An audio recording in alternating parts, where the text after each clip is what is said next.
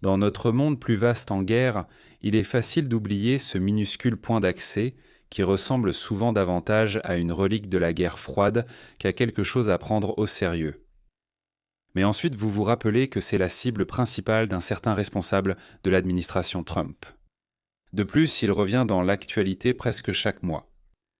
En effet, il n'y a pas si longtemps, nous parlions d'une crise des pétroliers cubains. Aujourd'hui, abordons un sujet plus sérieux, un dilemme sur les drones cubains. Oui, un rapport citant un responsable du renseignement américain indique que la Russie et l'Iran ont fourni plus de 300 drones militaires à Cuba, avec des plans pour d'autres livraisons. Cette nouvelle soulève la possibilité que des cibles situées sur le territoire continental des États-Unis puissent être menacées.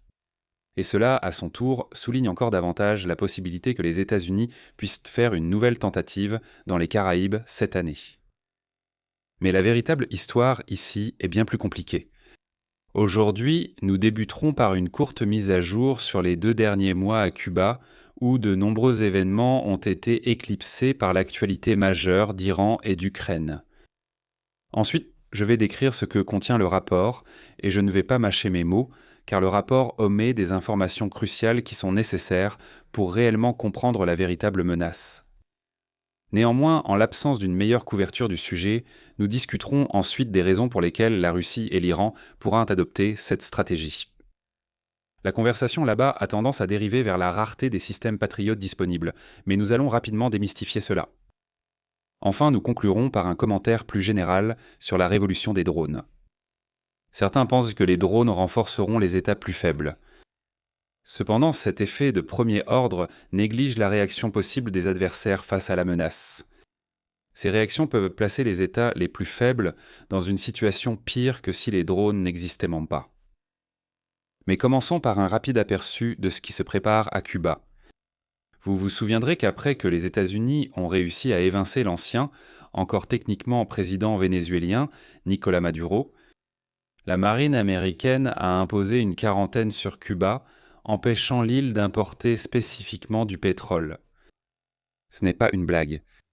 Cuba importe environ 60 à 70% de ses besoins, ce qui laisse un énorme déficit. L'essence est devenue incroyablement inabordable pour la majorité des citoyens là-bas, et le pays a commencé à subir des délestages. Fin mars, la Russie a envoyé un seul pétrolier sur l'île, ce qui a suscité des spéculations sur la possibilité d'une crise des pétroliers à destination de Cuba, si les États-Unis tentaient de l'intercepter. Donald Trump a finalement reculé, invoquant des besoins humanitaires, probablement alimentaires, et a ainsi permis aux pétroliers de décharger une partie du pétrole nécessaire. Ce n'était tout au plus qu'un pansement, offrant à Cuba seulement quelques semaines de carburant supplémentaire. Près de 2 mois ont passé sans confirmation d'une nouvelle livraison.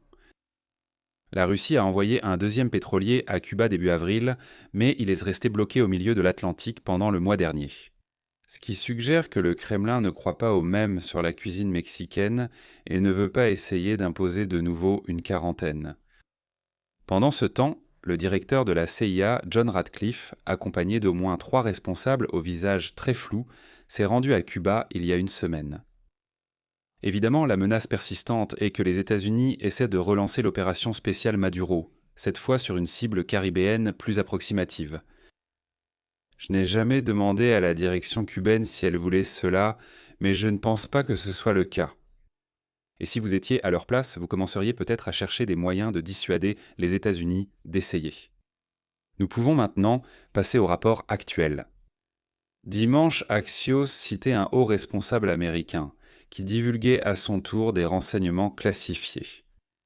Je cite, « Cuba a acquis plus de 300 drones militaires et a récemment commencé à discuter de plans pour les utiliser afin d'attaquer la base américaine de Guantanamo, des navires militaires américains et possiblement Key West. » L'île acquiert des drones d'attaque de capacités variées auprès de la Russie et de l'Iran depuis 2023 et au cours du mois dernier, des responsables cubains ont demandé davantage de drones et d'équipements militaires à la Russie.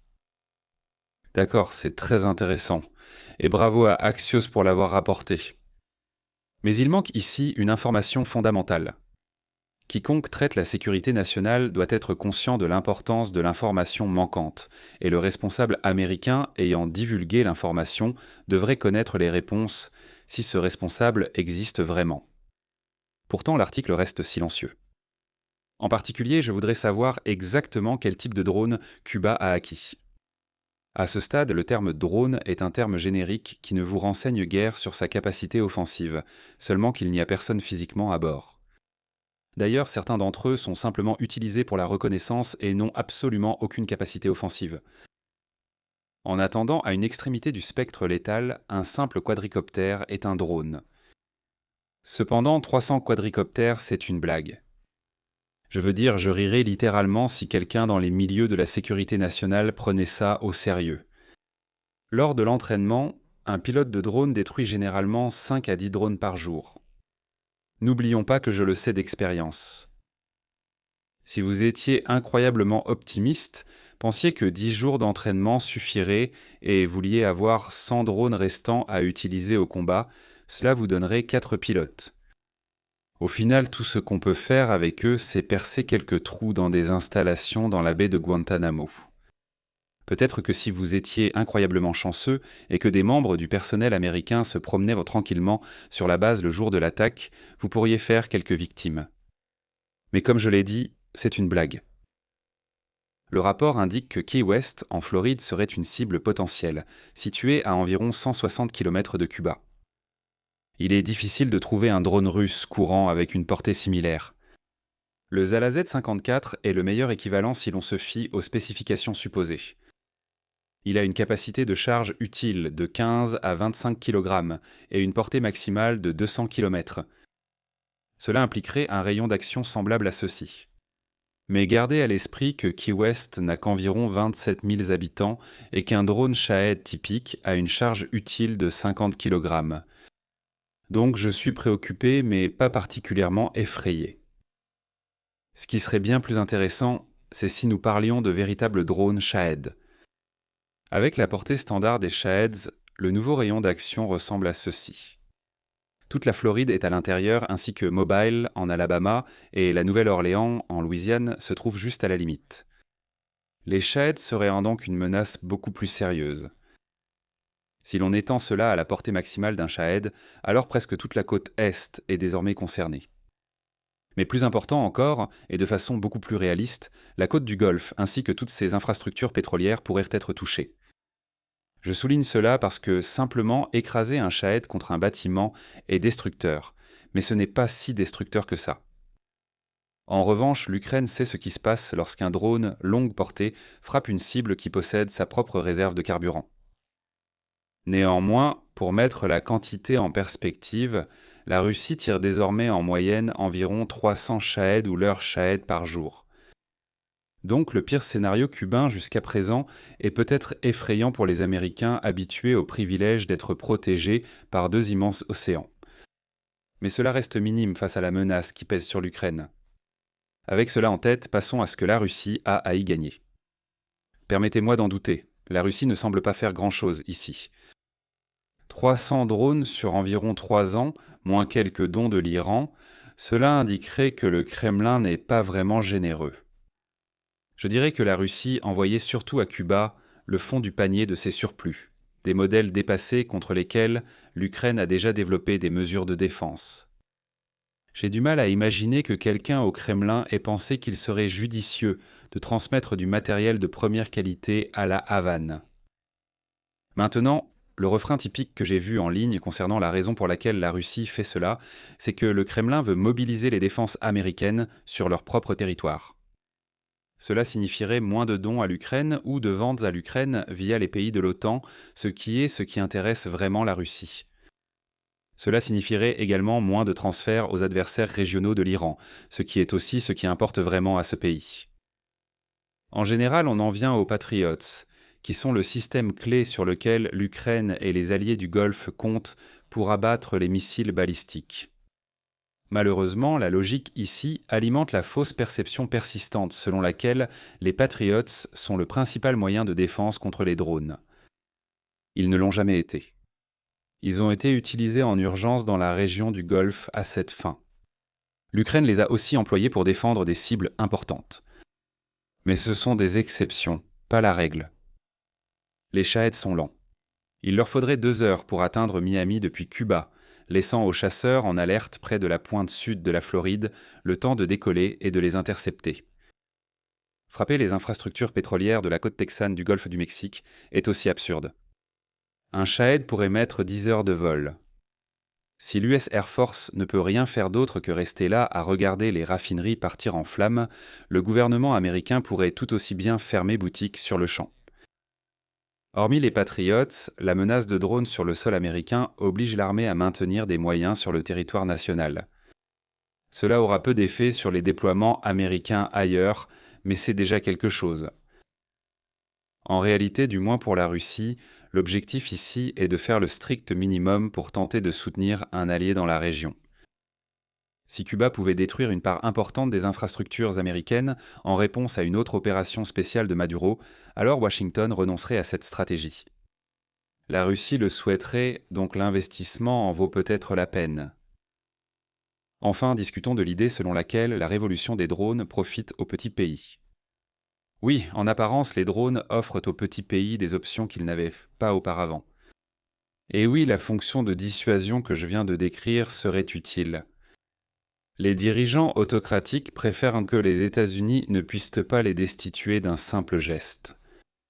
Si ce n'était qu'une question de pays plus faibles construisant des drones de type Shahed et en faisant ce qu'ils veulent, alors l'avantage serait sans ambiguïté. Le problème, c'est qu'on ne construit pas des drones sans bouleverser les puissances établies. Et cela encourage des actions préventives, des guerres coûteuses et des résultats inefficaces pour tout le monde, du moins dans certaines circonstances. Le même jour où l'affaire de Cuba a éclaté, j'ai publié une conférence sur ma chaîne secondaire à propos du contrôle des armements dans le cadre de la playlist Introduction aux relations internationales que j'ai là-bas. Je ne veux pas tout répéter ici, mais la leçon principale de cette conférence est maintenant pertinente. En bref, fabriquer des armes crée des inefficacités tout comme une guerre le fait, et donc, en principe, des règlements négociés devraient laisser les deux parties dans une meilleure situation. Les adversaires doivent traiter les proliférateurs potentiels comme si les armes existaient déjà. Ainsi, le proliférateur potentiel n'a aucune raison de vraiment construire les armes. L'avantage pour l'adversaire est que la proposition peut être légèrement ajustée afin d'exploiter le fait que le proliférateur n'a en réalité supporté aucun coup. Un échec des résolutions négociées survient si l'adversaire ne peut observer la décision de s'armer. Si la guerre préventive est crédible, il peut coûter moins cher de régler un problème militairement que de compenser le proliférateur pour qu'il renonce à lancer un programme d'armement. De plus, la menace d'une guerre préventive ne dissuade pas le proliférateur d'essayer de construire ses armes en secret. Cela, à son tour, encourage l'adversaire à lancer des guerres préventives, même sans savoir qu'il existe un programme d'armement à détruire. En conséquence, tout cela se termine par un désastre. Le dilemme des drones à Cuba est préoccupant du fait de la facilité avec laquelle ces armes peuvent parvenir clandestinement à destination. Ils sont petits et donc la seule véritable façon d'empêcher Cuba de s'en procurer serait de mettre l'île en quarantaine totale, d'inspecter chaque navire se dirigeant vers un port cubain et de détenir toute personne enfreignant la règle. Ce n'est pas une guerre préventive au sens cinétique, mais cela reste une mesure très coûteuse pour toutes les parties concernées. Et il y a toujours la crainte que les États-Unis considèrent le changement de régime comme la solution à long terme la moins coûteuse au problème. Cependant, je décrirai cela comme une préoccupation future, et non actuelle. Les 300 drones qui ont été envoyés à Cuba ne représentent probablement rien de sérieux. Et à moins qu'il n'y ait des renseignements indiquant que des quantités beaucoup plus importantes de drones se dirigent vers l'île et que ces drones soient dans des modèles beaucoup plus sophistiqués, alors la menace pour les États-Unis reste minime. De plus, il est difficile de voir comment la Russie ou l'Iran pourraient fournir une telle aide compte tenu de leur situation actuelle. Ainsi, je mets celle-ci de côté pour plus tard d'un point de vue stratégique. Cependant, peut-être devrais-je la garder à l'esprit pour des raisons politiques aux États-Unis. Beaucoup pensent qu'il s'agit d'une fuite autorisée par l'administration Trump. La Maison-Blanche cherche à obtenir le soutien public pour un changement de régime intégrant cela dans son récit. Je ne sais pas, c'est peut-être vrai. Mais je dirai ceci. Je viens de passer 5 minutes à expliquer pourquoi le rapport donne peu de détails, pour montrer qu'il s'agit d'une menace sérieuse pour le territoire américain. Je ne ferai pas fuiter cela si je voulais vraiment mobiliser du soutien pour envahir Cuba. Je divulguerai des infos plus sérieuses sur Shahed, mais si les cargaisons ne sont que des quadricoptères, je ne prendrai même pas la peine de les divulguer.